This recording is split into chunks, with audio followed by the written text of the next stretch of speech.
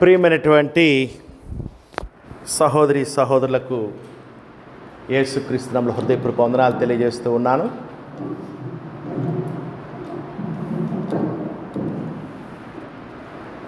గతించినటువంటి వారాల నుంచి కూడా మనం ఒక విషయాన్ని దేవుని గురించి మనం తెలుసుకుంటూ ఉన్నాం. దేవుని గురించి మనం ఎందుకు తెలుసుకోవాలి, దేవుని గురించి తెలుసుకోవాల్సిన అవసరం ఏముంది, దేవుని గురించి తెలుసుకోకపోతే ఏమవుతుంది అని అడిగినట్లయితే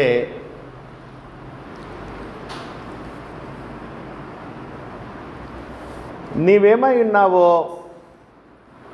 నువ్వెవరవో, నీ గురించి నీవు తెలుసుకోవాలంటే ముందుగా దేవుని గురించి తెలుసుకోవాలి. నేను ఈ లోకంలోనికి ఎలా వచ్చాను, ఎందుకు నేను ఇక్కడ జీవిస్తూ ఉన్నాను, ఈ లోకాన్ని విడిచిన తర్వాత నాకేమవుతుంది, ఈ విషయాలన్నీ దేవుడు మాత్రమే తెలియజేయగలడు. మనిషి తన సొంతగా కూర్చొని ఆలోచించడం ద్వారా తన గురించి తను సరైన అవగాహన కలిగి ఉండలేడు. అందుకని నీ గురించి నువ్వు తెలుసుకోవాలంటే కూడా ముందు దేవుని గురించి తెలుసుకోవాలి. దేవుడు తన పోలికలో తన స్వరూపంలో చేయబడ్డావు నీవు అని దేవుడు తెలియజేస్తూ ఉన్నాడు. ఈ గొప్ప సృష్టిని దేవుడు నీకు నివాసస్థలంగా ఏర్పాటు చేశాడు. నీవు దేవుని ద్వారా ఈ లోకంలో ప్రవేశించావు. దేవుని మహిమ కొరకు జీవించాలి. నీవు ఈ లోకాన్ని విడిచిన తర్వాత దేవునితో నిత్య జీవాన్ని, పరలోకంలో నిత్యత్వాన్ని అనుభవించబోతూ ఉన్నావు.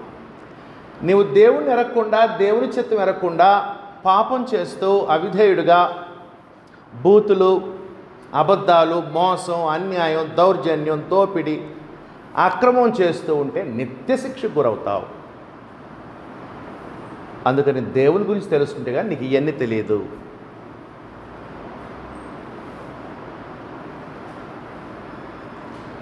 అందుకని ప్రతి మనిషి దేవుని గురించి తెలుసుకోవాలి. దేవుని గురించి తెలుసుకోకపోతే మనిషి నా ఆస్తి, నా వస్తువులు, నా సంపద, స్వార్థపరుడైపోతాడు. మనిషి అసూయపరుడు అవుతాడు. కుళ్ళు, కుతంత్రం, ఈ విధంగా మనిషి తయారవుతాడు. ఇటువంటి మనుషులు అట్లా తయారవకుండా సరైన విషయాలను అర్థం చేసుకుని సరైన రీతిలో ఒక శ్రేష్టమైన జీవితం జీవించి నిత్య జీవానికి వారసులు అవ్వాలంటే మొట్టమొదటిగా దేవుని గురించి తెలుసుకోవాలి. దేవుని గురించి తెలుసుకోకపోతే శిక్ష ఉంటుంది.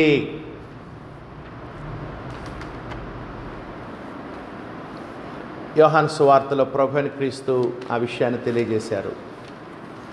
యోహాను సువార్త 17వ అధ్యాయంలో 3వ వచనంలో ప్రభువైన యేసు దేవుని గురించి తప్పకుండా తెలుసుకోవాలి, లేకపోతే నిత్య శిక్ష ఉంటుంది.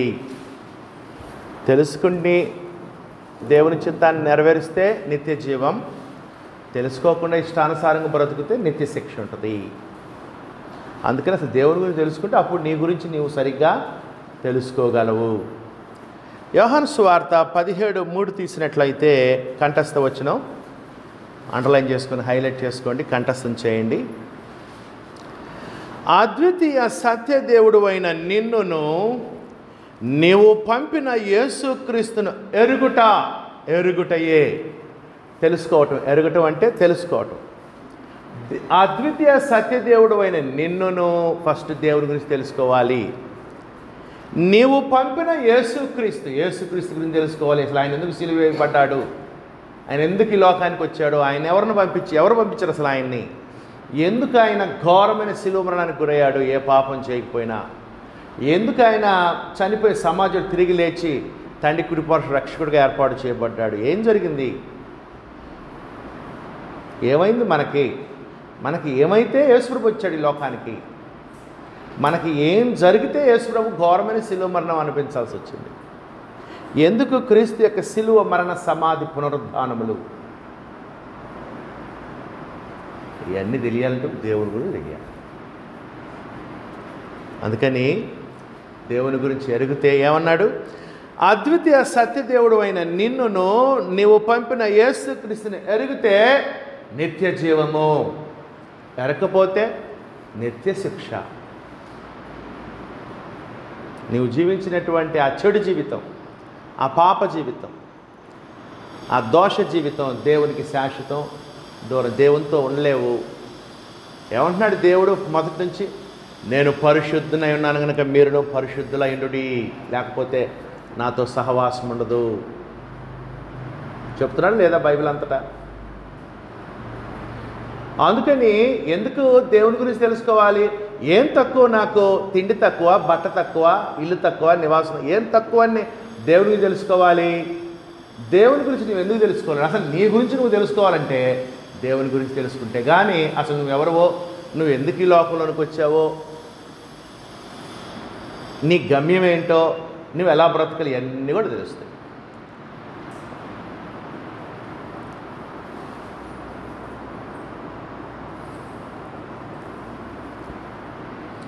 నువ్వు దేవుని గురించి తెలుసుకోకపోతే నేను కూడా ఒక జంతువునే,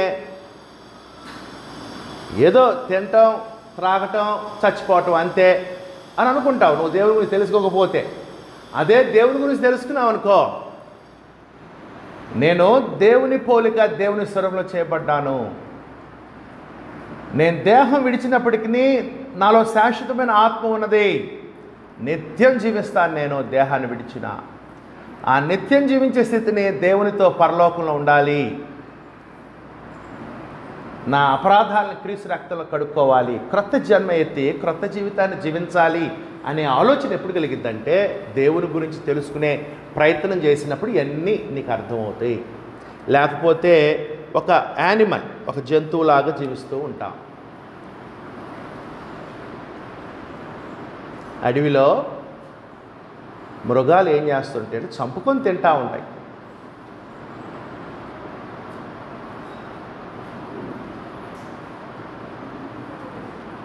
సహోదరులారా, అందుకని దేవుని గురించి తెలుసుకోవాల్సిన అవసరం ఎంతో ఉంది. మనం దేవుని గురించి తెలుసుకోకుండా ఈ యాత్రని, ఈ 70 సంవత్సరాలు 80 సంవత్సరాల యాత్రను ముగించావనుకో, దేవుని గురించి తెలుసుకోకుండా తప్పకుండా నువ్వు చెడుగా జీవించి చచ్చిపోతావు. అబద్ధాలు, మోసాలు, అక్రమం గ్యారంటీ. దేవునికి తెలుసుకోకపోతే నువ్వు పాపంలో జీవించి పాపంలో చచ్చిపోతావు. యేసుప్రభువు ఏమన్నాడు? మీరు పాపంలో జీవించి పాపంలో చనిపోదురు కనుక నేను ఎండు చోటకి రాలేదు. 2వ తెస్స 1వ అధ్యాయము 6-8 వచ్చిన పౌలు గారు తప్పకుండా దేవుని గురించి తెలుసుకోవాలన్నాడు. బైబిల్స్ ఉన్నవాళ్ళు 2వ తెస్స 1వ అధ్యాయము 6-8 వచనాలు.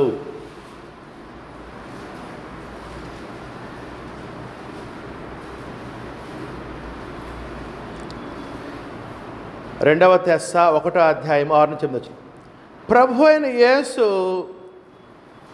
తన ప్రభావమును కనపరచు దూతలతో కూడా పరలోకం నుండి అగ్నిజ్వాలలో ప్రత్యక్షమై క్రీస్తు యొక్క రాకల్లో దేవునిని ఎరుగని వారికి, అదిగోండి ఎవరు వీళ్ళు? They don't know about God. దేవుని గురించి తెలియదు వాళ్ళకి.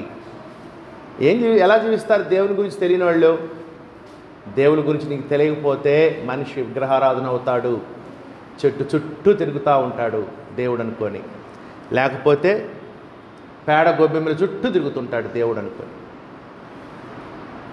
లేకపోతే దేవుడిని మనిషి చేతులతో చేసిన మట్టి బొమ్మలను పూజిస్తూ ఉంటాడు.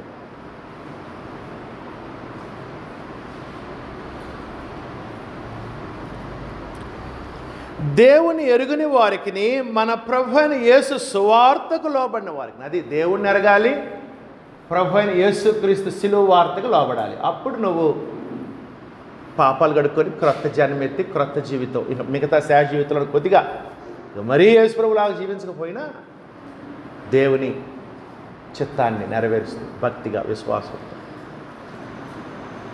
దేవుని కుమారుడుగా జీవించి మరణం వరకు నమ్మకంగా ఉండే నిత్య జీవానికి వారసులు. అందుకని సహోదరులారా, మనుషులు తమకున్న సమయంలో కొంత సమయం దేవుని గురించి ఆధ్యాత్మిక చింతన కలిగి ఉండాలి, దేవుని గురించి తెలుసుకోవడానికి ప్రయత్నించాలి. దేవుని గురించి మనం ఎందుకు తెలుసుకోవాలంటే, ఇంత ఎండలో మనందరం ఎందుకు సంఘంగా సమాజంగా కూడాం? దేవుని గురించి ఎందుకు తెలుసుకోవాలంటే, దేవుని గురించి అంత ఎక్కువగా నువ్వు తెలుసుకుంటూ ఉంటే ఆయనకు అంత ఇష్టంగా జీవించడానికి అవకాశం ఉంటుంది. దేవుని గురించి ఎంత తక్కువ తెలుసుకుంటే అంత ఇష్టంగా జీవించడానికి అవకాశం ఉంటుంది. అందుకని దేవుని గురించి ఎందుకు తెలుసుకోవాలంటే, అసలు ఆయన ఎవరు, ఆయన లక్షణాలు ఏంటి, ఆయన గుణగణాలు ఏంటి, ఏం కోరుతున్నాడు ఆయన స్వభావం ఏంటి, ఎటువంటి వారిని ఆయన ప్రేమిస్తాడు, ఎటువంటి వాటిని ఆయన ద్వేషిస్తాడు, ఆయనకి ఇష్టమైనటువంటి.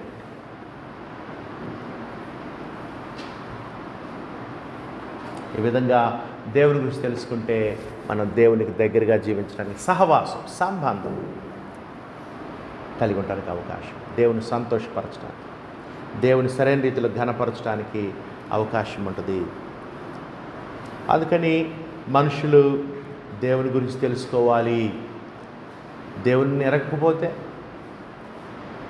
దేవునికి శాశ్వత దూరం అవుతాం, మరి పాపులంగా పట్టబడతాం, శిక్షకు గురవుతాం, దోషంగా ఉంటాం, శిక్షకు గురవుతాం. సహోదరులారా, సిరునగర్ క్రీస్తు సంఘంలో మనం దేవుని గురించి తెలుసుకోవడానికి ప్రయత్నం చేస్తూ ఉన్నాం. దేవుని గురించి తెలుసుకోవడానికి దేవుని గురించి పూర్తిగా మనం తెలుసుకోలేము. దేవుని గురించి మన జ్ఞానం పరిమితమైంది. We are limited beings. మనం పరిమితి కలిగిన వారు కాబట్టి, దేవుడు అపరిమితుడు కాబట్టి ఆయన గురించి పూర్తిగా మనం తెలుసుకున్నాం. అయితే ఆయన ఎంతవరకు అయితే తన గురించి తెలుసుకోమన్నాడో, తన గురించి తన గ్రంథంలో తెలియజేశాడో అంతవరకు తెలుసుకుంటే సరిపోతుంది. మనకి ఏది అవసరమో దేవుడు తెలియజేశాడు. మనకు అవసరమైన దాన్ని దేవుడు ప్రత్యక్షపరచలేదు. అందుకని బైబిల్లో దేవుని గురించి చెప్పినంత వరకు, చెప్పిన మేరకు మనం అర్థం చేసుకోవడానికి ప్రయత్నం. చాలా కష్టం దేవుని గురించి అర్థం చేసుకోవడం. ఎందుకంటే దేవుడు మహోన్నతుడు. అందుకనే దేవుని గురించి 18 విషయాలు అన్నా కదా. 18 విషయాలు ఒక విషయం ఏంటంటే, దేవుడు అగోచరుడు అనేటువంటి పాయింట్ ఒకటి ఉంది. దేవుడు పూర్తిగా మనకి అర్థం కాడు.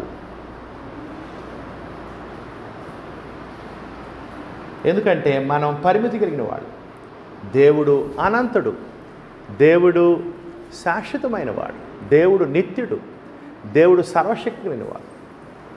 దేవుడు మాట చేత ఇంత గొప్ప సృష్టిని చేశాడంటే మరి అంత గొప్ప దేవుని గురించి మనం పూర్తి అవగాహన కలిగి ఉన్నాం. దేవుడు అగోచరుడు అనేటువంటి ఒక పాయింట్ని కూడా మనం నేర్చుకోబోతూ ఉన్నాం. దేవుని గురించి పూర్తి అవగాహన మనం కలిగి ఉండలేము. అదే ఏబు జీవితంలో ఏబు ఎదుర్కొన్నది. నేను బాగానే జీవిస్తున్నాను, ఎందుకు నాకు ఇంత శ్రమలు, ఇబ్బందులు, నా ఆస్తి పోవటం ఏంటి, నా పిల్లలు చనిపోవటం ఏంటి, అందరూ చనిపోవటం ఏంటి, ద్రోహంతో బాధపడి నడినెత్తి మొదలుకుని అరికాల వరకు జబ్బుతో బాధతో ఉండటం ఏంటి నాకు, ఎందుకు ఇలా, నేను మంచిగానే జీవిస్తున్నాను కదా, దేవుడు ఎందుకు ఇలా అనుమతి ఇచ్చాడు? ఈ విషయాలు ఏబుకి ఆశ్చర్యాన్ని కలుగు చేశాయి.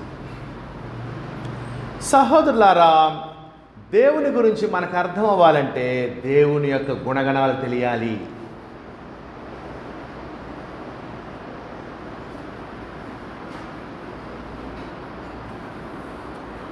అందుకని దేవుని గురించి మనం అర్థం చేసుకోవటానికి ఆయన యొక్క లక్షణాలు ఏంటో, ఆయన గుణగణాలు ఏంటో, ఆయనకు మాత్రమే ఉన్నటువంటి స్థితిగతులు, ఆయన మాత్రమే కలిగి ఉన్నటువంటి బల ప్రభావాలు, ఆయన మాత్రమే కలిగిన గొప్ప లక్షణాలని మొదటిగా మనం చూస్తున్నాం. ఆ తర్వాత దేవుడు ఇంకొన్ని లక్షణాలు కలిగి ఉన్నాడు, అవి మనల్ని కూడా కలిగి ఉండమన్నాడు. వాటిని రెండవ భాగంగా మనం నేర్చుకోబోతూ ఉన్నాం. అది దేవుని గురించి తెలుసుకునే ప్రయత్నంలో దేవుని బల ప్రభావాలు ఏంటో, దేవుడు మాత్రమే కలిగి ఉన్నట్టు గొప్ప స్థితిగతులు, గొప్ప బల ప్రభావాలు, ఆయన మాత్రమే కలిగి ఉన్న గొప్ప స్థితిగతులను మనం నేర్చుకుంటున్నాం. దాన్ని బట్టి దేవుడు ఎంత గొప్పవాడో, మనం ఎంత దీనత్వం కలిగి ఉండాలో, దేవుణ్ణి ఏ విధంగా పూజించాలో, ఘనపరచాలో, దేవునికి మాత్రమే గొప్ప పూజాభావాన్ని ప్రదర్శించాలో మనం నేర్చుకుంటూ ఉన్నాం. ఆ తర్వాత రెండవ పాఠంగా దేవుడు కలిగి ఉన్న గొప్ప లక్షణాలు అవి మనల్ని కూడా కలిగి ఉన్నాడు. ఎందుకంటే తన స్వభావంలో పాలివారం అవ్వమన్నాడు మనల్ని. ఆయన స్వభావ లక్షణాల్లో మనల్ని పాలివారం అవ్వమన్నాడు, మనం పాలివారం అవ్వమన్నాడు. అప్పుడు మనం దేవునితో అతి దగ్గర సంబంధం, సహవాసం, సమాధానం కలిగి ఉండటానికి అవకాశం. దేవుడు ప్రేమస్వరూపి, మనల్ని ప్రేమ కలిగి ఉండమన్నాడు. అట్లా మనం చూడబోతున్నాం. అందుకని ఈ పాఠం మూల పాఠం ఇది. దేవుని గురించి తెలుసుకునే విషయంలో క్రొత్తగా మరి రక్షణ పొందాలనుకునే వాళ్ళు, రక్షణ పొందిన వాళ్ళు, క్రొత్తగా జన్మించిన శిశువులు ఉంటారే, వాళ్ళకి ఇవి మూల పాఠాలు, బేసిక్ లెసన్స్ ఇవి. దేవుని గురించి సరైన అవగాహన కలిగి ఉంటారు. సహోదరులారా, నేను మీకు గతించిన వారంలో ఎన్ని విషయాలు చెప్పానంటే 9 విషయాలు చెప్పాను. దేవుడు మాత్రమే కలిగి ఉన్న గొప్ప బల ప్రభావాల స్థితిగతులు, దేవుని యొక్క గొప్ప లక్షణాలు. దేవుడు సృజించే శక్తి కలిగిన వాడు. God is the creator, God has creative power. మనం కూడా తయారు చేస్తాం వస్తువులు, మట్టితోటి బొమ్మ, చెక్కతోటి స్టూలు, బంగారంతో ఉంగరం చేస్తాం. మనం ఒక వస్తువుని ఇంకొక రూపంలోకి మార్చాం అంతే. కానీ దేవుడు అట్లా కాదు.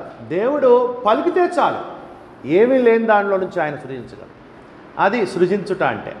ఒక విధంగా సృజించుట అనే మాట దేవునికి మాత్రమే వర్తిస్తుంది.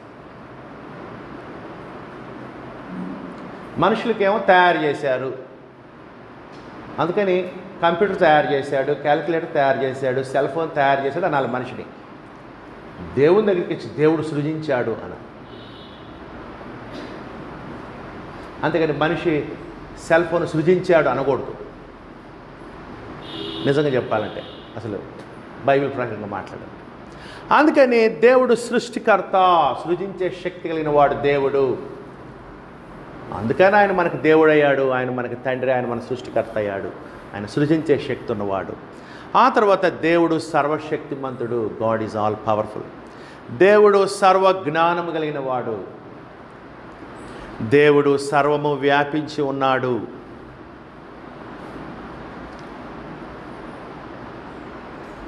వస్తువు ఇక్కడ పెడితే ఇక్కడ ఉంటుంది, అక్కడ పెడితే అక్కడ ఉంటుంది.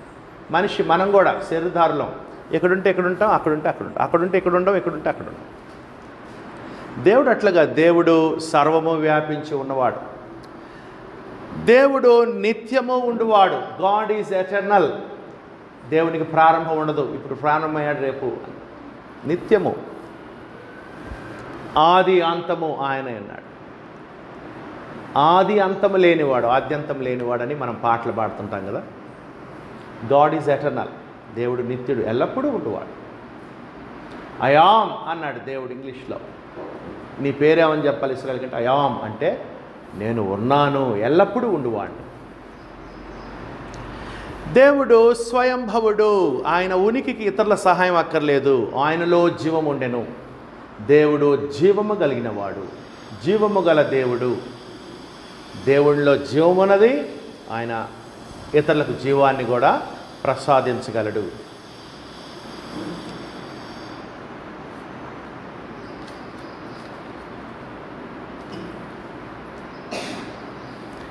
యోహాను సువార్త 6:57 ఏముంది చూడండి సహోదరులారా. యోహాను సువార్త 6:57. జీవము గల తండ్రి నన్ను పంపెను అన్నాడు క్రీస్తు ప్రభు. ఎవరంట తండ్రి? తండ్రి దేవుడు ఎవరు? జీవము గల తండ్రి. దేవుడు స్వయంభవుడు, ఆయనలోనే జీవం కలిగి ఉన్నాడు. మార్పు లేనివాడు దేవుడు, మార్పు చెందనివాడు. కాలంతో, పరిస్థితులతో, ప్రకృతితో మార్పు చెందినవాడు దేవుడు, మార్పు లేనివాడు. గాడ్ ఈజ్ ఇమ్యూటబుల్ అన్నారు ఇంగ్లీష్లో. మార్పు లేనివాడు అంటే దేవుడు క్షీణించిపోయేవాడు కాదు. దేవుడు సర్వాధికారి. God has all authority. దేవుడు సర్వాధికారి అని కూడా మనం చూసాం. ఆ తర్వాత పోయిన ఆదివారం మనం దేవుడు పూజార్హుడు, దేవుడు మాత్రమే పూజార్హుడు. అంటే దేవునికి ఇచ్చే ఘనత, గౌరవ, భక్తి శ్రద్ధలకి మనం ఎవరికి కూడా ఇవ్వకూడదు. దేవుడు ఏమై ఉన్నాడు? ఈరోజు 10వ విషయం చదువుదామండి. 10వ విషయం ఏంటంటే దేవుడు శ్రీమంతుడు. అది ఈరోజు 10వ విషయం ఏంటంటే ఈరోజు మనం నేర్చుకునేది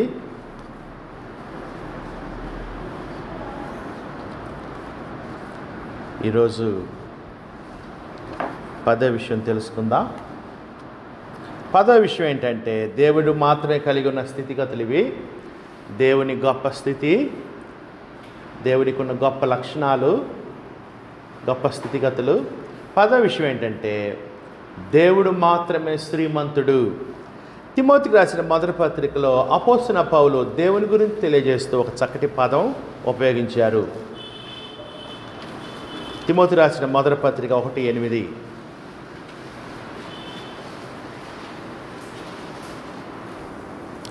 తిమోతికి రాసిన మొదటి పత్రిక 1:8. ఆయనను శ్రీమంతుడగు దేవుడు. అది దేవుడు ఎవరు? శ్రీమంతుడు. దేవుడు శ్రీమంతుడు. తిమోతికి రాసిన మొదటి పత్రిక 6:15లో దేవుణ్ణి ఏమని పిలిచాడు చూడండి పౌలు గారు. తిమోతికి రాసిన మొదటి పత్రిక 6:15. శ్రీమంతుడును అద్వితీయునగు సర్వాధిపతి. దేవుడు ఎవరు? శ్రీమంతుడు. ఏంటి శ్రీమంతుడు అంటే? శ్రీమంతుడు అంటే ఐశ్వర్యవంతుడు, ధనవంతుడు అని అర్థం అన్నమాట. అంటే దేవుడు మాత్రమే ఐశ్వర్యవంతుడు, దేవుడు మాత్రమే నిజంగా ధనవంతుడు. ఎవరు నిజంగా ధనవంతుడు? ఎవరు? దేవుడు. ఎందుకంటే సమస్తము దేవునివి కాబట్టి, మనం దేవుడిని అనుభవిస్తున్నాం కాబట్టి నిజంగా ధనవంతుడు, నిజంగా శ్రీమంతుడు ఎవరు? దేవుడు. అందుకని సహోదరులారా, దేవుడు శ్రీమంతుడు. దేవుడు మాత్రమే శ్రీమంతుడు. ఒక విధంగా దేవుడు మాత్రమే ధనవంతుడు, ఐశ్వర్యవంతుడు.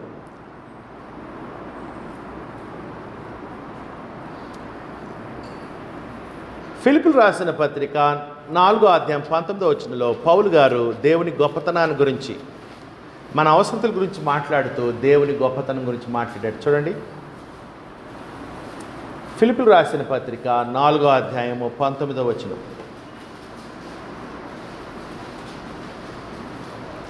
అపోస్తలుడైన పౌలు సేవకి వాళ్ళు కొద్దిగా సహాయం చేశారు, కొన్ని వస్తువులు పంపించారు. పౌలు సేవలో ఉంటే వాళ్ళు కొంత వస్తువులు, పదార్థాలు, డబ్బు ఇటువంటివి పంపించారు. పంపించినప్పుడు ఏమన్నాడు చూడండి పౌలు గారు. ఫిలిప్పీయులకు రాసిన పత్రిక 4:18. నాకు సమస్తమును సమృద్ధి కలిగి ఉన్నది, మీరు పంపిన వస్తువులు ఎపరిదిత వలన పుచ్చుకొని ఏమీ తక్కువ లేక ఉన్నాను.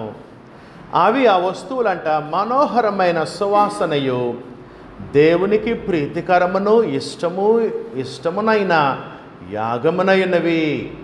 మీరు సేవకునికి, దేవుని సేవలో ఉన్నటువంటి దైవజనుడికి సహాయం చేశారు కాబట్టి అతని అవసరతలో అటువంటి సహాయం దేవునికి ఇష్టం, దేవునికి ప్రీతికరం, దేవునికి ఇష్టమైన యాగము, ఇష్టమైన బలులు, అర్పణలు, దేవునికి ఇష్టమైన అర్పణలు అవి.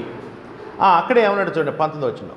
కాగా దేవుడు తన ఐశ్వర్యము చొప్పున క్రీస్తు యేసునందు మహిమలో మీ ప్రతి అవసరతను తీర్చును.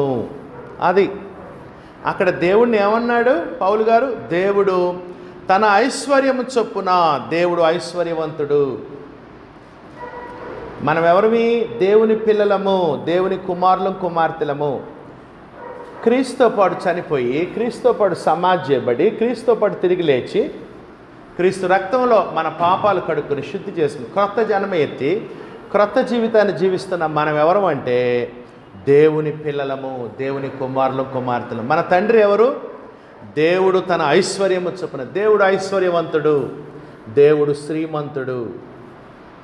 అందుకని లోకస్తుల్లాగా క్రైస్తవులు దిగులు పడకూడదు, చింత పడకూడదు, బాధపడకూడదు, వస్తువుల పట్ల దురాశ కలిగి ఉండకూడదు. ఎందుకంటే మనకేం అవసరమో దేవుడు సహాయం చేయగలడు.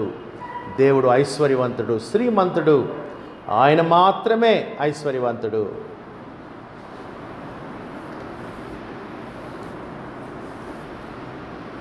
నాతో పాటు కీర్తన గ్రంథం 24వ కీర్తన 1వ వచనం చూడండి. దేవుడు ఏమని క్లెయిమ్ చేస్తూ ఉంటాడో చూడండి. బైబిల్స్ ఉన్నవాళ్ళు కీర్తన 24వ కీర్తన 1వ వచనం కంఠస్థ వచనము. కంఠస్థ వచనం అంటే అండర్లైన్ చేసుకొని హైలైట్ చేసుకోండి. మంచి వచనం ఇది, గుర్తుపెట్టుకు. ఈ వచనాలు గుర్తుంచుకోవాలి మనం ఎప్పుడు. ఈ వచనాలు గుర్తుపెట్టుకుంటే దేవుని మీద నమ్మకంతో దేవుడు సహాయం చేయగలడని విశ్వాసంతో నిరీక్షణతో జీవించగలం. 24:1 కీర్తన 24:1 భూమియు దాని సంపూర్ణతయు లోకమును దాని నివాసులను యెహోవావే అని. భూమియు దాని సంపూర్ణతయు లోకమును దాని నివాసులను యెహోవావే అంటే భూమి దాని సంపూర్ణత, భూలోకంలో ఉన్నవన్నీ కూడా దేవునివే.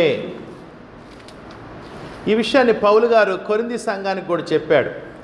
వస్తువులు తినొచ్చా లేదా, విగ్రహం దగ్గర నుంచి తెచ్చి అమ్మిన వస్తువులు తినొచ్చా లేదా, విగ్రహం దగ్గర నుంచి తెచ్చి ఇచ్చిన వస్తువులు తినొచ్చా లేదా అని చెప్తూ ఏమన్నాడంటే 1 కొరింథీ 10:26లో 10:25-26లో మనస్సాక్షి నిమిత్తము ఏ విచారణ చేయక కటిక వాని అంగడిలో అమ్మనదేదో దాన్ని తినవచ్చును. అది మనం ఏవైతే కొని తింటామో ఎక్కడైనా అవి ఏం చేసినా, దేనికి బలిచ్చినా, ఏం చేసినా షాపులో పెట్టి అమ్ముతున్నాడు అనుకోండి, దాన్ని మనం కొని తినొచ్చు. ఎందుకు? భూమియు దాని పరిపూర్ణతయు ప్రభువునువై ఉన్నవి, అంతా దేవునివే. అందుకని దేవుని కృతజ్ఞతలు చెల్లించి మనం తినవచ్చు అని కూడా పౌలు ఇక్కడ తెలియజేశాడు. అందుకని సహోదరులారా, దేవుడు ఏమని క్లెయిమ్ చేస్తున్నాడు? భూమియు దాని సంపూర్ణతయు లోకమును దాని నివాసులను నావే అని దేవుడు క్లెయిమ్ చేస్తున్నాడు. అంటే దేవుడు ఐశ్వర్యవంతుడు, దేవుడు శ్రీమంతుడు.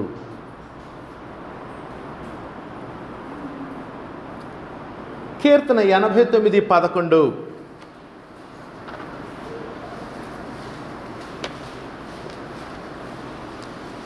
విగ్రహారాధకులు డబ్బును పూజిస్తూ ఉంటారు. బీరువాలో పెట్టి లాకర్స్లో ఉదయాన్నే లాకర్స్ తీసి ఆ డబ్బును పూజిస్తూ ఉంటారు. వాళ్ళు ఆకలితోటైనా బాధపడతారు, కానీ ఆ కట్టల మటుకి బయటకు పోనీరు. ఎందుకంటే వాళ్ళ ఉద్దేశం ఏంటంటే దేవుడని, దేవుడిని ఎట్ట బయటకు పంపించాలని, ఉదయాన్నే దేవుని మోహం చూస్తే కలిసి వస్తుందని.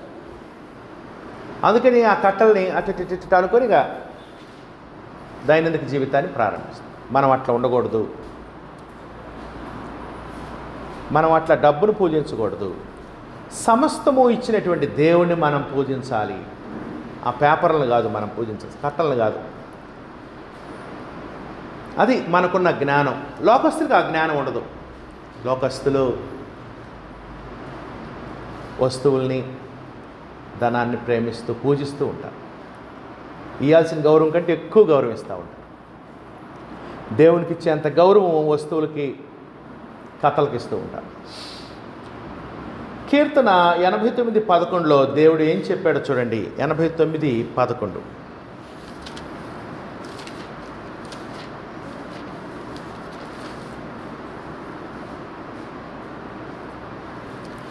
ఆకాశము నీదే, భూమి నీదే, లోకమును దాని పరిపూర్ణతయు నీవే. అది ఆకాశము నాదే, భూమి నాదే, లోకము నాదే, దాని పరిపూర్ణత, దాంట్లో ఉన్నవన్నీ నావే అని ఎవరు క్లెయిమ్ చేస్తున్నారు? గ్రంథంలో దేవుడు క్లెయిమ్ చేస్తూ ఉన్నాడు. నావే అని అంటున్నాడు దేవుడు. ధనవంతుడు ఏమన్నాడు? లూకాసు వార్త 12వ అధ్యాయంలో మీ అందరూ తెలుసు. ఏమన్నాడంటే, పంట బాగా పండి కొట్టలో కూర్చుకొని ఏమంటున్నాడంటే, నా కొట్లు విప్పి నా ధనమంతటిని, నా ధాన్యమును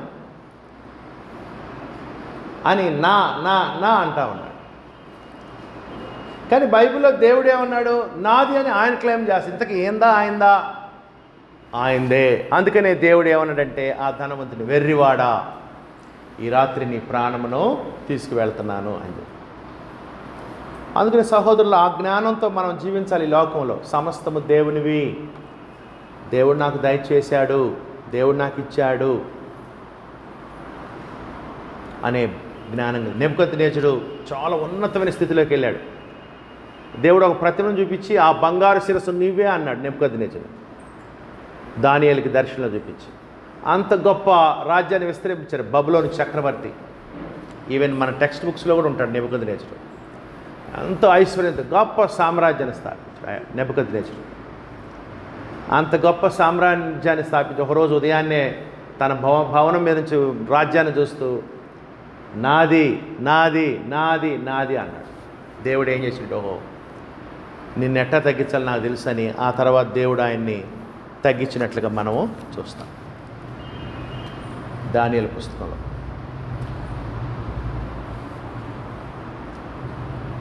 కీర్తన గ్రంథము 74వ కీర్తన తీస్తే దేవుడే ఐశ్వర్యవంతుడు, దేవుడే శ్రీమంతుడు, మనం కాదు. మనం ఆయన దగ్గర అడుక్కునేవాళ్ళం, ఒక విధంగా అడుక్కొని పొందేవాళ్ళం.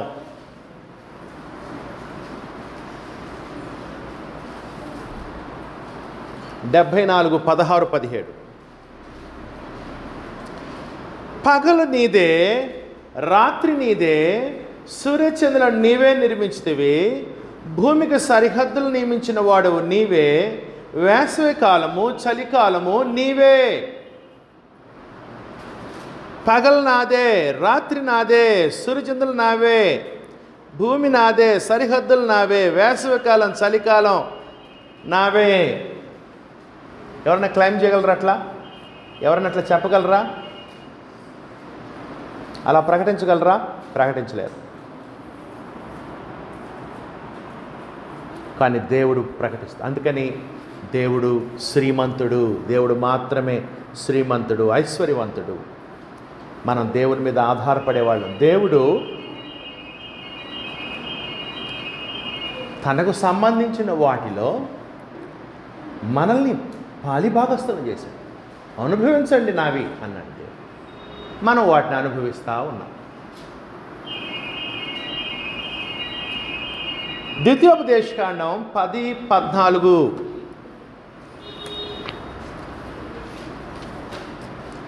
ద్వితీయోపదేశకాండం 10వ అధ్యాయం 14వ వచనము.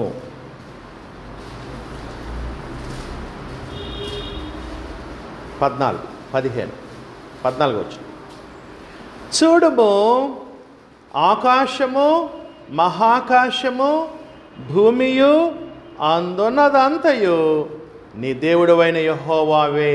అది సమస్తము దేవునివే అనే జ్ఞానం మనం కలిగి ఉండాలి.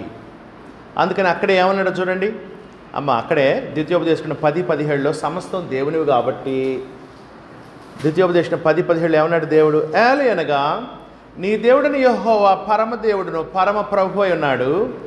ఆయనే మహాదేవుడు, పరాక్రమవంతుడు, భయంకరుడైన దేవుడు. ఆయన నరుల ముఖమును లక్ష్య పెట్టని వాడు, లంచము పుచ్చుకొనని వాడు. దేవుడు ఎవరు? లంచం పుచ్చుకోడు. ఎందుకు? లంచం పుచ్చుకునేంత అవసరత, లంచం పుచ్చుకునేంత పేదరికం దేవునికి లేవు. దేవుడు ఐశ్వర్యవంతుడు, సమస్తం ఆమెనివే. నీ దగ్గర లంచం పుచ్చుకోవాల్సిన అవసరం ఏముంది? దేవుడు లంచం పుచ్చుకోడు. చాలాసార్లు మనుషులు ఏమనుకుంటారంటే, చేసేదంతా చేసి ఆదివారం ఇంత కట్టేసి మొత్తం బాధ్యత నా చేయడం అంతా అనుకుంటారు. విగ్రహారాధన ఉంది అట్లా. విగ్రహారాధన అంతే చేస్తారు. వాళ్ళు వ్యాపారం చేసి అన్యాయంగా అక్రమం దాంట్లో కొద్ది తీసుకొచ్చి ఎవరికి తెలియకుండా వేసిపోతారు. తృప్తి పొందుతుంటారు. నేను దేవుని కూడా ఇచ్చాను, నా అన్యాయం కాదు, దేవుని కూడా అన్యాయం చేశాను, భాగం ఇచ్చాలి అని వాళ్ళు ఫీల్ అయ్యి సంతోషిస్తూ ఉంటారు, ఆత్మతృప్తి పొందుతూ ఉంటారు. సహోదరులారా, మనం అట్లా ఉండకూడదు. మనం దేవునికి లంచం ఇచ్చి దేవుని పొందలేము. డబ్బు సంచి పెట్టాడు. ఎవరు? సీమోను. ఎవరి దగ్గర? పేతురు, యోహాను దగ్గర. దేవుని వరం ఏంటి అన్న? డబ్బిచ్చి దేవుని వరం ఏంటి అన్న. అప్పుడు ఏమన్నాడు పేతురు? నీవు ద్రవ్యం ఇచ్చి దేవుని వరము సంపాదించుకుందునని చూచినందున నీ ద్రవ్యము నీతో కూడా నశించునుగాక. నాశనం అవుతావు పోవాలి. నీ డబ్బు నాశనం అయింది తుప్పుబట్టి, అంతే కదా, అట్టన నువ్వు కూడా నాశనం అవుతావు. అందుకని సహోదరులు ఎప్పుడు కూడా మనం ఆ అజ్ఞానంలోకి వెళ్ళకూడదు. నేను డబ్బు ఇస్తే పని అయిపోద్ది. దేవుడు ఎవరు? ఎంత ఐశ్వర్యవంతుడు ఆయన! లంచము పుచ్చుకొననివాడు. అమెరికాలోనంట అందరికంటే ఎక్కువ జీతాలు పోలీసు వాళ్ళకు ఉంటాయంట. అమెరికాలో నాకు ఒక ఆయన చెప్పాడు, అమెరికాలో పోలీసులకి జీతాలు ఎక్కువ అంట. ఎందుకంటే వాళ్ళకి జీతాలు ఎక్కువ ఇస్తే వాళ్ళు లంచం పుచ్చుకోకుండా నీతి న్యాయాలు చేస్తారు అనే ఉద్దేశంతో.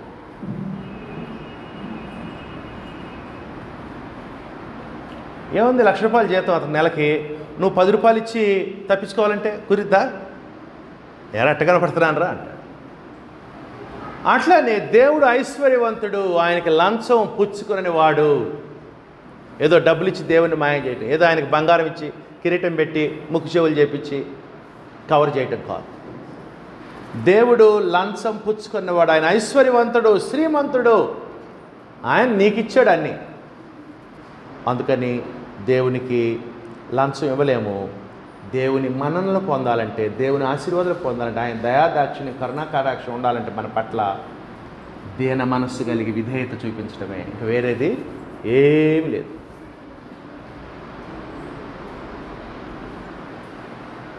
ఆయన మాటలు విని హృదయాన్ని మెత్తపరుచుకొని ఆయనకు లోబట్టం. దేవుని ఆశీర్వాదాలు లోబట్టం ద్వారా, దీన మనస్సు కలిగి లోబట్టం ద్వారా పొందగలం. కానీ దేవుని ఆశీర్వాదం ఇంకో మార్గాలు లేవు. మీ అందరికీ తెలుసు, రాజుల 2వ గ్రంథం 5వ అధ్యాయంలో నయమాను సైన్యాధిపతి, సిరియా దేశం రాజు యొక్క సైన్యాధిపతి. ఆ సమయంలో సిరియా దేశం గొప్ప ఉన్నతమైన స్థితిలో ఉంది. ఇశ్రాయేల్ దేశాన్ని కూడా జయించి ఉంది. అంత గొప్ప రాజ్యంగా సిరియా వర్ధిల్లుతూ ఉన్నప్పుడు అనేక యుద్ధాల్లో విజయం వచ్చింది. అందుకని సిరియా రాజుకి సైన్యాధిపతి అంటే చాలా గౌరవం. ఎందుకంటే ఈ సైన్యాధిపతి ద్వారానే రాజ్యం విస్తరించబడింది. ఎంతగా ప్రేమిస్తాడంటే ఈ రాజు, సిరియా రాజు నయమాన్ని, సైన్యాధిపతిని, ఏమైనా చేయమంటావా సైన్యాధిపతి, నీకు నేను ఏ విధంగా నీకు సహాయపడగలను, how can I help you అని అడుగుతూ ఉంటాడు. నువ్వు ఇంతగా నాకు సహాయం చేసావు, రాజ్యం విస్తరింపజేసావు, నీకేం చేయ విధంగా నేను సహాయపడగలను అని అడుగుతాను. అయితే ఈ నయమాను కుష్ఠరోగంతో బాధపడతాడు.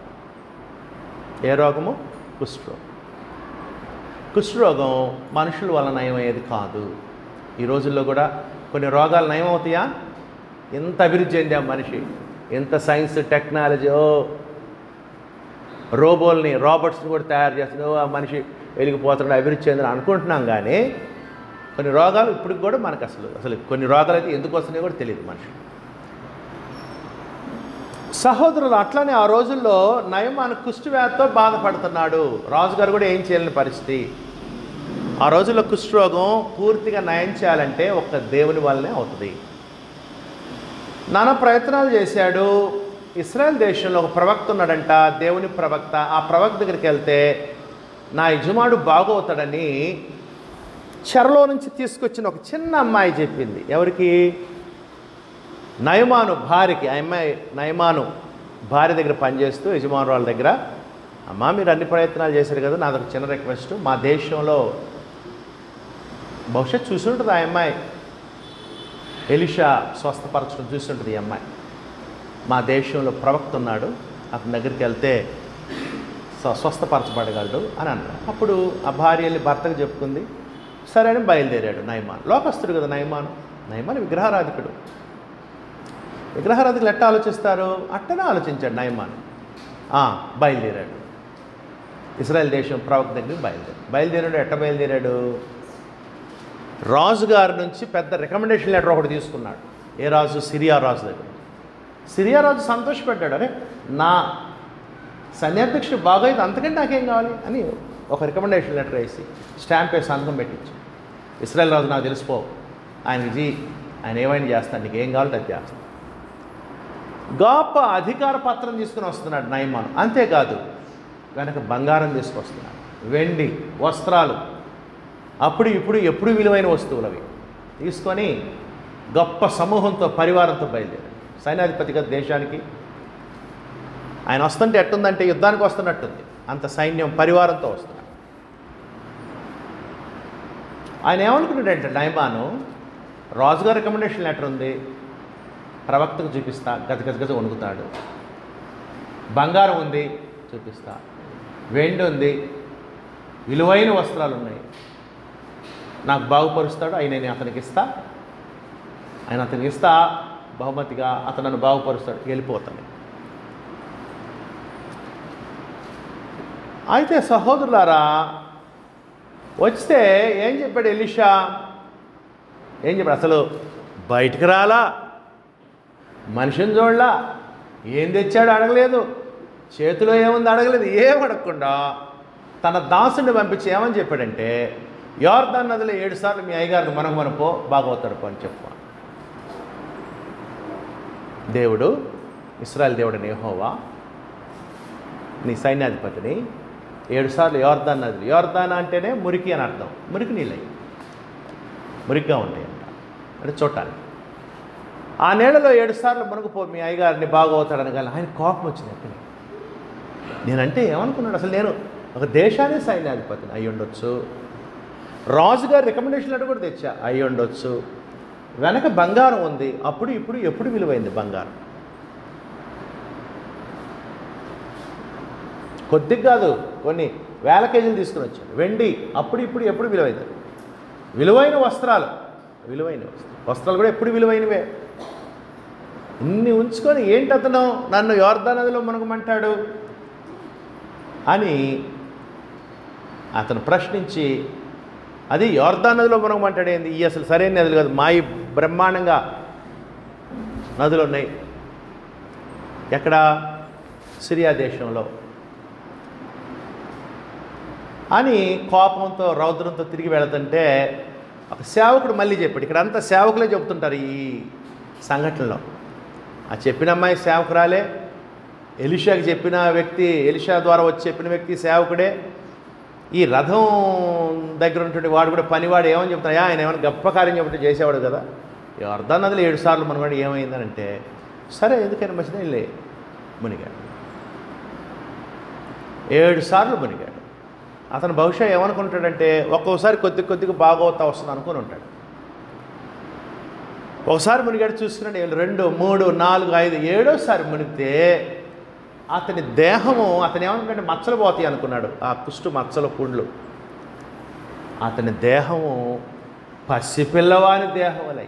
అంటే అతను అనుకున్నది ఒకటి, దేవుడు అతని పట్ల చేసింది గొప్ప. పుండ్లు పోతాయి మాంతి అనుకుంటే దేవుడు అసలు చర్మం మార్చేశాడు. పసిపిల్లవాని దేహం. ఆశ్చర్యానికి గురై వచ్చి ఇప్పుడు ఈయనే లోపలికి పోయాడు. అయ్యా తీసుకో, బంగారం తెచ్చా, వెండి తెచ్చా, వస్త్రాలు తెచ్చా, మొత్తం తీసుకెళ్ళిపోయాడు. సహోదరులారా, ఏమర్థం అవుతుంది అక్కడ? ఏమర్థం అవుతుందంటే, దేవునికి లంచం ఇవ్వలేము, వస్తువుల్ని పదార్థాలనిచ్చి దేవుని మెప్పు పొందలేము, దేవుని ఆశీర్వాదాలు పొందాలంటే దేవుడు చెప్పిన మాటలు దానికి విధేయత చూపించాలి. దేవుడు ఎంత ఐశ్వర్యవంతుడంటే, దేవుడు ఎంత శ్రీమంతుడంటే, ఆయనకు మనం దీన మనసు కలిగి విధేయత చూపించడం ద్వారా ఆయన ఆశీర్వాదాలు మనము పొందగలము. దయచేసి ఈ విషయాలు మనసులో ఉంచుకోవాల్సిందిగా కోరుచున్నాను. అందుకని దేవుడు శ్రీమంతుడు.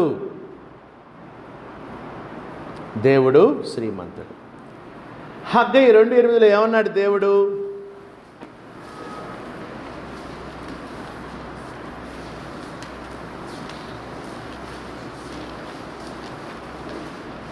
హగ్గయి 2:8 ఏమన్నారంటే,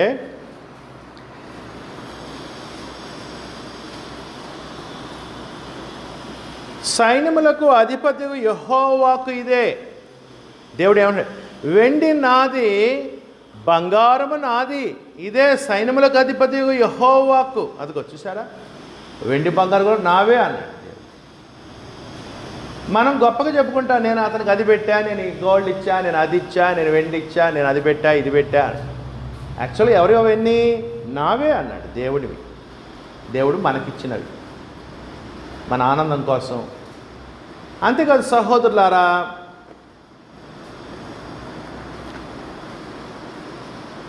దేవుడు తన ఐశ్వర్యంలో మనను పాలిభాగస్తులను చేశాడు. అది సంతోషం. దేవుడు ఏం చేశాడు? తన ఐశ్వర్యంలో మనల్ని, ఇదంతా నాదే, నువ్వు అనుభవించన్నాడు. నువ్వు అనుభవించన్నాడు.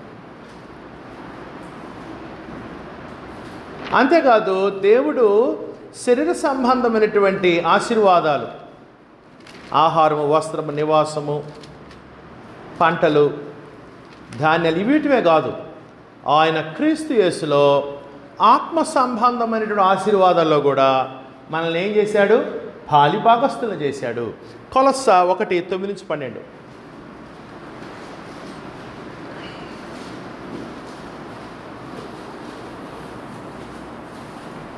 కొలస్సీలకు రాసిన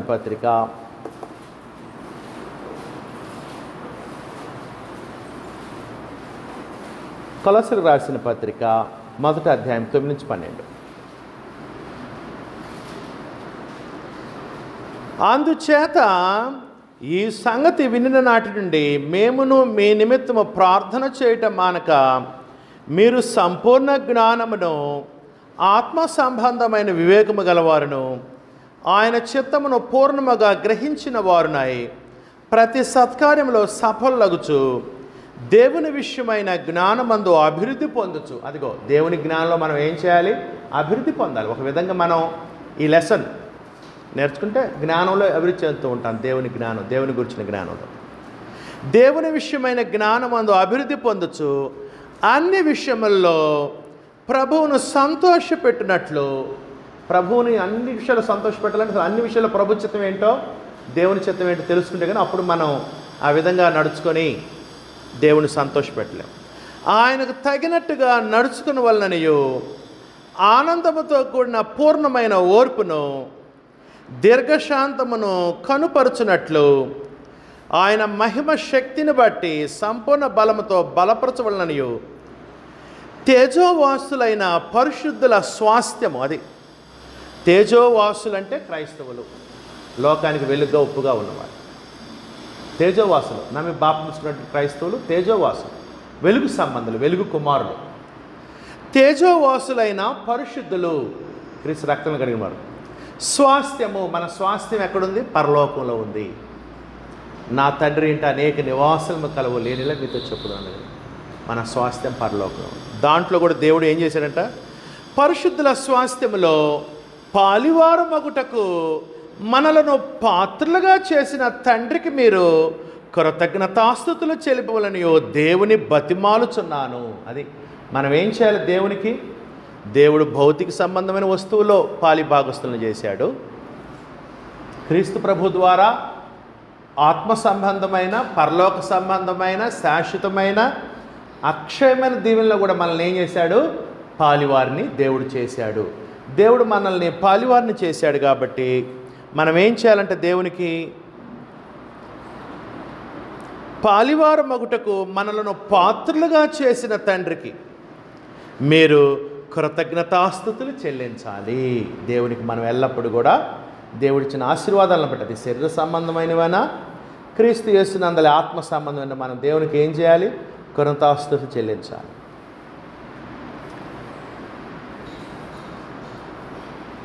అంతేకాదు సహోదరి సహోదరులారా, దేవుడు ఎంత ఐశ్వర్యవంతుడంటే దేవుడు మనకు క్రీస్తు యేసులో ఎన్నో పరలోక విషయంలో ఆత్మకు సంబంధించి ఆశీర్వాదాలన్నీ కూడా అనుగ్రహిస్తున్నాడు. దేవుడు క్రీస్తు యేసులో పాప క్షమాపణ ఇస్తున్నాడు, రక్షణ ఇస్తున్నాడు, క్రొత్త జన్మ ఇస్తున్నాడు, క్రొత్త జీవితం ఇస్తున్నాడు. దేవునితో కుమారత్వం, క్రీస్తు యేసుతో సహోదరత్వం, పరిశుద్ధాత్మ వరము, సంఘ సభ్యత్వం, దేవుని సంఘంలో సభ్యత్వం, ప్రార్థన భాగ్యాన్ని ఇచ్చాడు, దేవునితో సహవాసం, దేవునితో సంబంధాలు, సమాధానం. అంతేకాదు మనం చనిపోయినా కానీ నెమ్మదికరమైన స్థలాన్ని, అంతేకాదు పునరుద్ధానంలో జీవ పునరుద్ధానం, మహిమగల దేహం, పరలోకం, నిత్య జీవం, నిత్య స్వాస్థ్యం, ఇవన్నీ కూడా దేవుడు క్రైస్తువులో ఉన్నవారికి, క్రీస్తులో ఉన్నవారికి ఇస్తున్నాడు. ఇవన్నీ ఎట్లా ఇస్తున్నాడు తెలుసా? ఉచితంగా ఇస్తున్నాడు. అంత ధనవంతుడు దేవుడు. ఫ్రీ. రాజకీయ నాయకులు అన్నీ ఉచితం ఉచితం అని చెప్పి పదవిలోకి వచ్చిన తర్వాత ఏదో కొద్దిమంది ఇక అన్ని రూల్స్ రెగ్యులేషన్ పెడతాడు. దేవుడు అట్లా కదా, అబద్ధం ఆట కదా దేవుడు. దేవుడు క్రీస్తు యేసులో శాశ్వతమైన పరలోక సంబంధమైన ఆత్మ సంబంధమైన ఆశీర్వాదాలు ఉచితంగా అనుగ్రహిస్తాడు. ఎఫెసీ 1:3-6 అంత ధనవంతుడు దేవుడు, అంత శ్రీమంతుడు దేవుడు.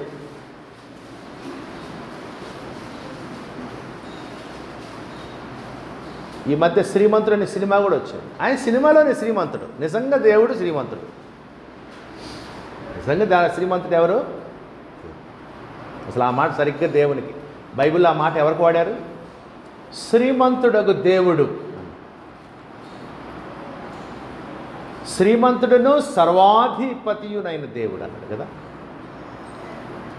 సహోదరులారా, దేవుడు శ్రీమంతుడు, ఆయన మాత్రమే శ్రీమంతుడు. ఎఫెసీ 1:4-6 చదువుతాను చూడండి. ఎఫెసీ 1:3-6 చదువుదాం, బాగుంటుంది. మన ప్రభు అయిన యేసు క్రీస్తు యొక్క తండ్రి యొక్క దేవుడు స్తుతింపబడునుగాక. ఆయన తండ్రిన దేవుడు అంట క్రీస్తునందు. ఎక్కడుంటే ఆశీర్వాదాలు? క్రీస్తునందు. క్రీస్తునందు ఉండాలంటే క్రీస్తులోనికి బాప్తిసం పొందాలి, అప్పుడు లోపలికి పోతాం. క్రీస్తునందు పరలోక విషయాలు, పరలోకానికి సంబంధించి శాశ్వత లోకం అది, ఆత్మ సంబంధం, మన ఆత్మకు సంబంధించి ప్రతి ఆశీర్వాదం మనకు అనుగ్రహించి, ఎట్లనగా తన ప్రియుని యందు తాను ఉచితముగా, అది ఉచితం అనేది అండర్లైన్ చేసుకోండి. నీకు చాయిస్ ఉంది. దేవుడు క్రీస్తు యేసునందు ఇస్తున్నటువంటి ఆశీర్వాదాలు ఉచితంగా ఇస్తున్నాడు. పొందాలా వద్దా అనే చాయిస్ నీకుంది, ఆ స్వేచ్ఛ నీకుంది, నిర్ణయం తీసుకునే హక్కు. క్రీస్తునందు దేవుడు ఉచితంగా ఇస్తున్నాడు. పరలోక విషయంలో ఆత్మసంత ప్రతి ఆశీర్వాదాన్ని పొందాము వద్దా, నీకు చాయిస్ ఉంది, ఉచితం. అంత ధనవంతుడు దేవుడు. ఆత్మసంబంధన ఐశ్వర్యం ఇవ్వటంలో దేవుడు అంత ధనవంతుడు. రోమా 3:24 కాబట్టి నమ్మువారు ఆయన కృపచేతనే క్రీస్తు యేసునందలి విమోచన ద్వారా ఉచితముగా నీతిమంతులను తీర్చబడుచున్నారు. ఉచితం.